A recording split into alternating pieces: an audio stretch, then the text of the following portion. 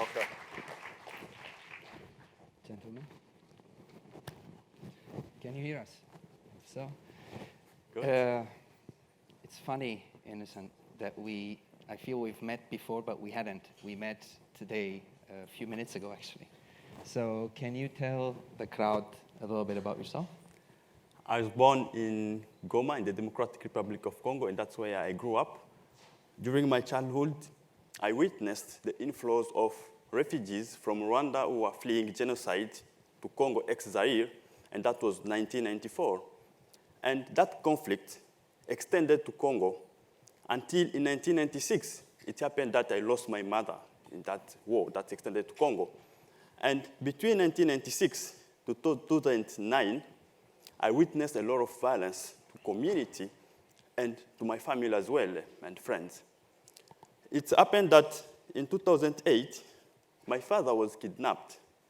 And I tried to find him, I could not find him, until I decided to leave because I could not join the militia, as most of my friends, colleagues, were forced to. So I decided to flee, and I found myself in the Kakuma refugee camp in Kenya, passing through Uganda, and that was 2009. So in Kakuma refugee camp, after losing all my family, I had to restart again afresh. And I married Joelle, who is my wife. It happened that you happen to know her. And so far, we have 3 kids. And it's in Kakuma refugee camp where I really started Kakuma refugee camp, Kakuma Ventures. So, Hovig, can you tell me how it happened that you knew also Joelle? And what about you?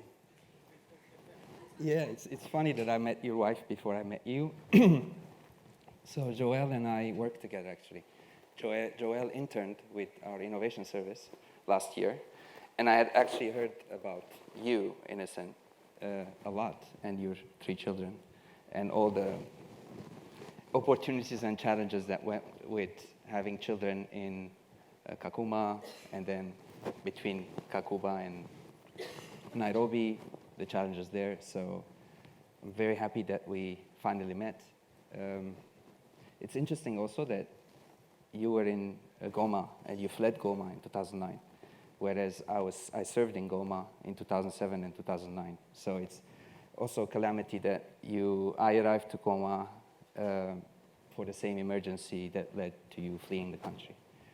And I also shared with you common history. My grandparents were survivors of the Armenian genocide and refugees in Syria, in Aleppo. My parents were born there. My father fled Syria because of forced conscription. He went to Germany. My mom studied actually in University College London, here, as nurse and midwife. And they got married in the civil war in Lebanon, where I was born. But yeah, so whereas we come from difficult backgrounds, I think today we're here to talk about some positive stuff that are happening. So can you tell us a little bit about your amazing project, Kakuma Ventures in Kakuma? Yeah, when I arrived in the Kakuma refugee camp, I received basic assistance, such as food ration, healthcare, and some shelter, temporary shelter. And around 2012, I remember, when UNHCR introduced connected learning in the camp, it gave me an opportunity to start socializing with digital tools. And actually, that gave me that appetite to adopt digital tools. And that's where I was inspired, actually, to start Kakuma Ventures, because I wanted also to provide other camp residents the same access that I had. Through that access to technology, I was able to graduate remotely from the University of the People in the US, right from the camp. And with Kakuma Ventures, I said, because now the barrier is access to energy, access to connectivity, I should now create this to enable, as an enabler to other camp residents, so that they can also be able to graduate either for their education or work remotely or even do businesses. And that's why I started Kakuma Ventures. Yeah, but you're hiding something from us.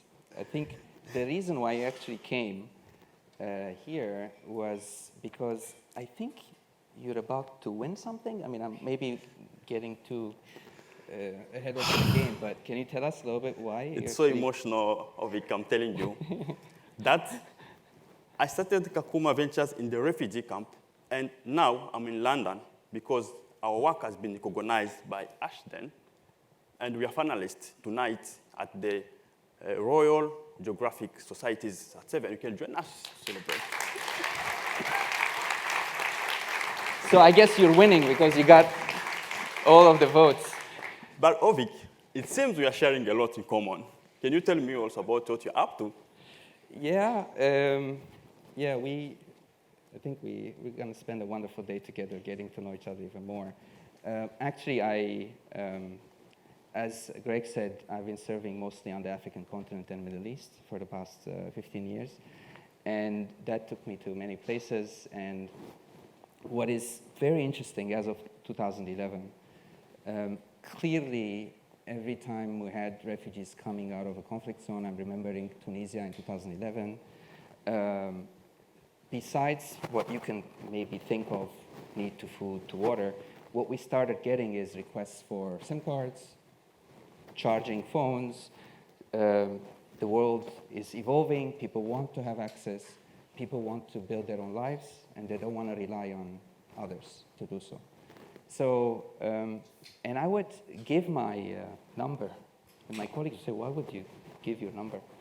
You get thousands of calls. And what happened actually, I would give my number. Their preferred channel, predominantly our research shows it's WhatsApp, so they text us on WhatsApp. And I give my number, and as a camp manager, that saved my life almost, because every day we would solve problems on the spot with refugees. And I would simply tell them, just text me. If you call me, I might not answer, but text me and we'll solve your problem by the end of the day. And that has been such a game changer in our work. And little did I know that I would actually be briefing Dr. who you might know, in Zaatari camp in Jordan.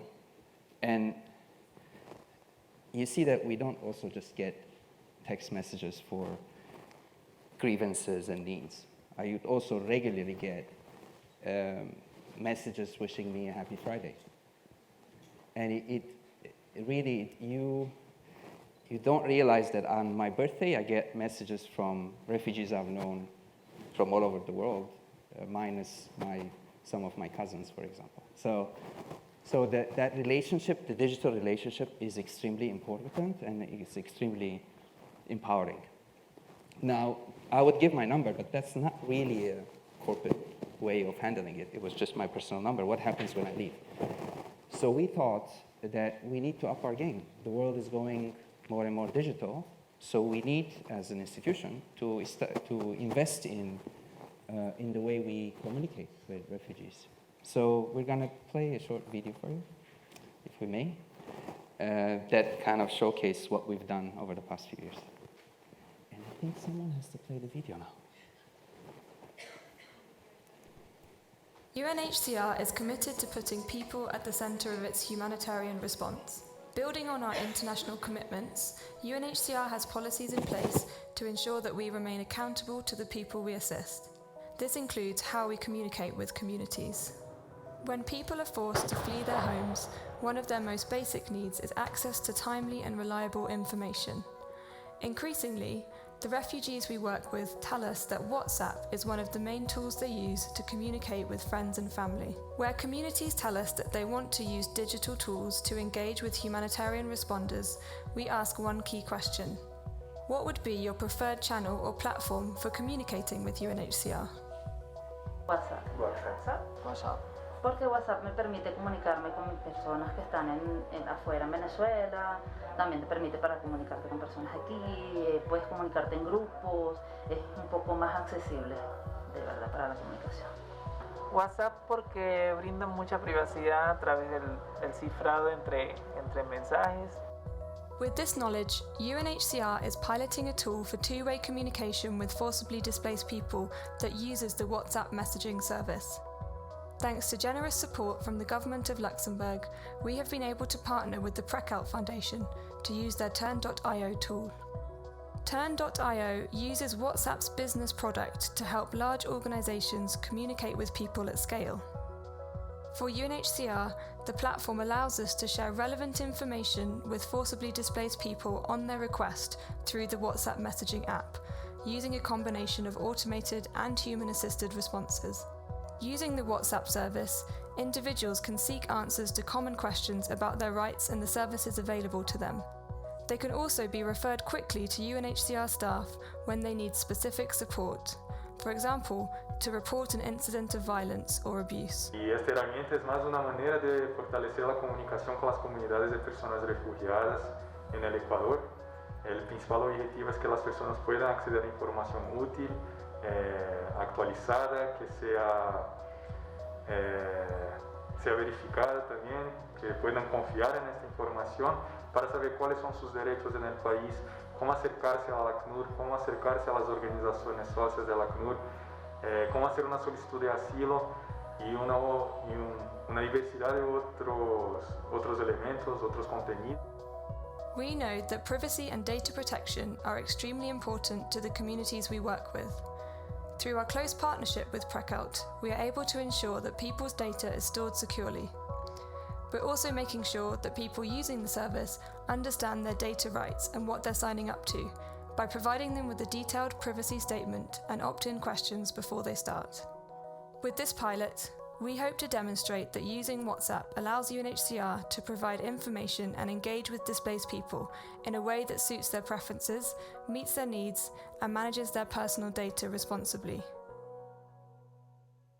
This was not an advertisement for WhatsApp, if you thought it was.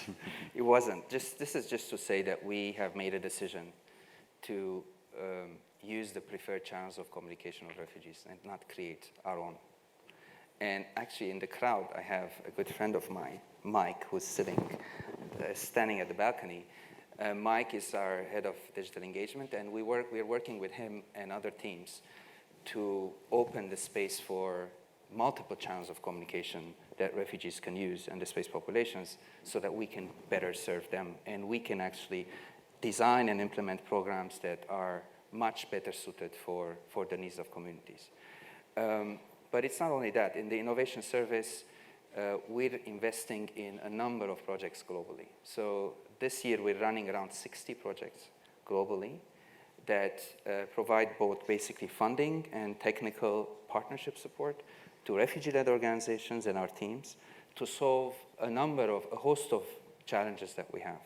So, for example, in Colombia, we're working with indigenous communities to provide connectivity solutions that are sustainable. In Lebanon, we're working with the team there to do geolocation of tents so that we can provide better service to refugees. In DRC, we're working on fish farming, sustainable fish farming.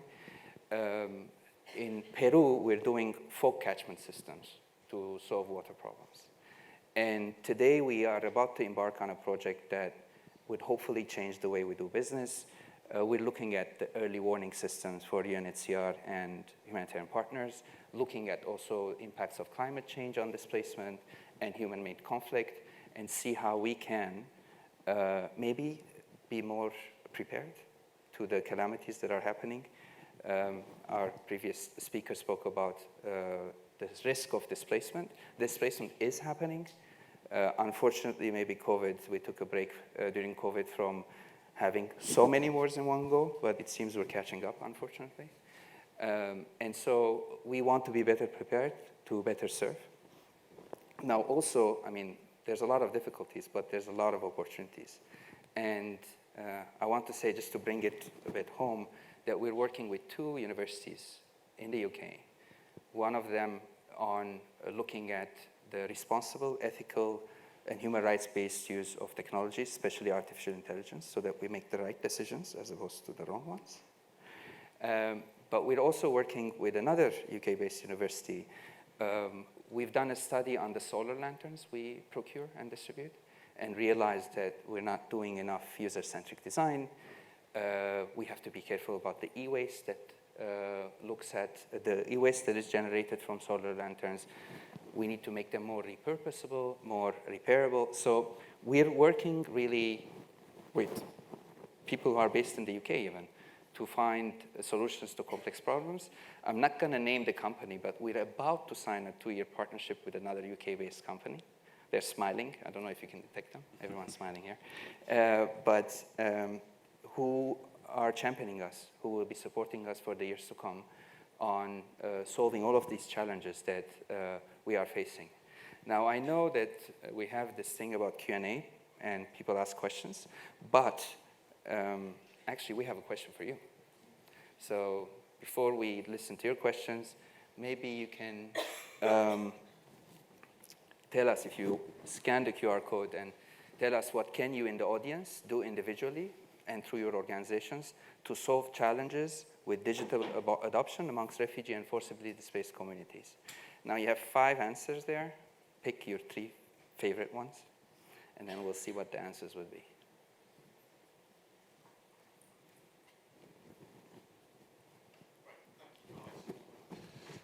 So we've got a lot of questions coming in. Time for just a couple, but first of all, Innocent, if I can ask you first. We have to get their answers. Oh, I'm sorry. You gave me the nod to come on. Yes, yes. I'm in your hands. Come, yes, but we need to get the answers. Yeah, look at that. Okay. Maybe we can reflect on these a little bit. I need to vote. Oh, we do absolutely nothing is not getting any votes. It's good. We have a friendly crowd here.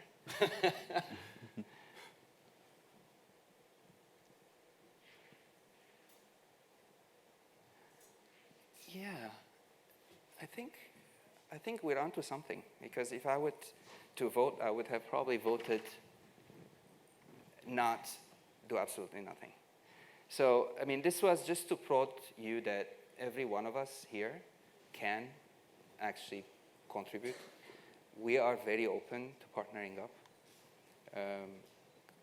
Challenges might look very daunting, but I think we can all do something to solve complex problems that the world is facing. Thank you.